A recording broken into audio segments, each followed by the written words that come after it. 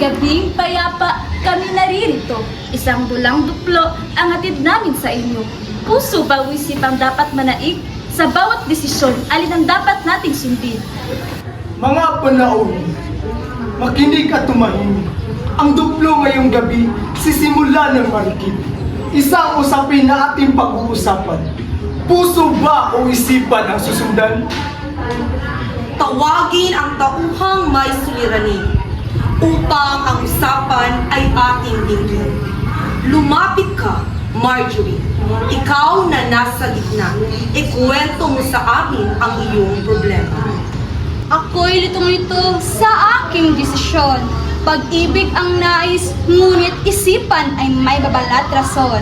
Puso'y nagsasabing magmahal at sumugal, ngunit isip ko'y takot baka ako'y lamang masaktan. Ako ang tinig ng pusong marunong magmahal, handang sumugal kahit masaktan man. Pag-ibig ay hindi sinusukat o pinipigilan. Ito'y damdaming kailan may di matitigil.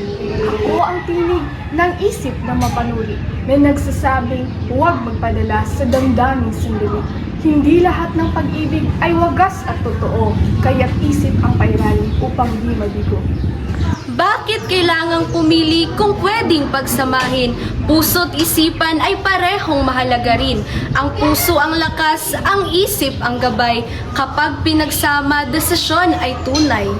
Puso ang dapat sundin sa bawat pagkakataon dahil dito nagmula ang tunay na nayon.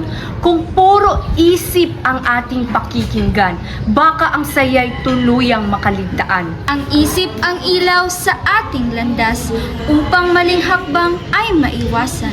Kung puso lang ang susundin sa bawat desisyon, baka sa huli puro sakit ang baon. Hindi dapat mag-away ang puso't isipan sapagkat pareho silang sandigan. Kung may balanse sa bawat hakbang, sigurado ang landas ay hindi malilikaw. Narinig na ang bawat panig ng usapan. Puso, isip at gitnang kaisipan. Ngayon, Hari, ibigay mo ang hatol upang malinawan ang lahat ng dumalo. Sa hatol na aking ihayag, hindi lamang puso o isip ang nararapat sapagkat ang tamang desisyon sa buhay ay puso, isip na magkasabay. Sa duplong ito, ating natutunan na hindi dapat maglaban ng puso at isipan. Sa bawat hakbang na ating tatahakin, puso at isipan ay sabay nating pakinggan.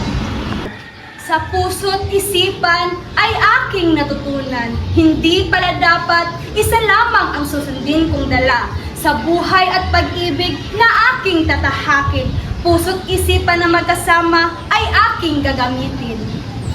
Puso at isipan, kapwa mahalaga. Sa tamang desisyon, dapat magkasama.